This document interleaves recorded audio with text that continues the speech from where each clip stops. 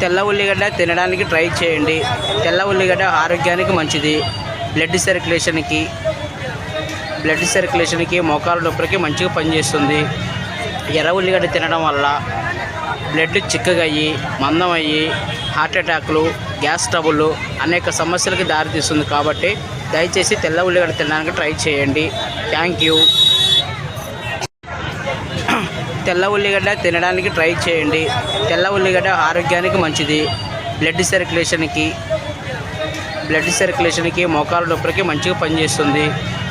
ఎర్ర ఉల్లిగడ్డ తినడం వల్ల బ్లడ్ చిక్కగా అయ్యి మందం అయ్యి హార్ట్ అటాక్లు, గ్యాస్ ట్రబుల్ అనేక సమస్యలకి దారితీస్తుంది. కాబట్టి దయచేసి తెల్ల ఉల్లిగడ్డ తినడానికి ట్రై చేయండి. Thank you.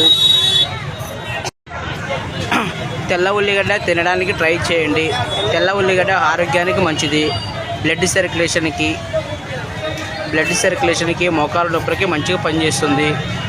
ఎర్ర ఉల్లిగడ్డ తినడం వల్ల బ్లడ్ చిక్కగా అయ్యి మందం అయ్యి హార్ట్ అటాక్లు, గ్యాస్ ట్రబుల్ అనేక సమస్యలకి దారితీస్తుంది. కాబట్టి దయచేసి తెల్ల ఉల్లిగడ్డ తినడానికి ట్రై చేయండి. Thank you. తెల్ల ఉల్లిగడ్డ తినడానికి ట్రై చేయండి. తెల్ల ఉల్లిగడ్డ ఆరోగ్యానికి మంచిది. బ్లడ్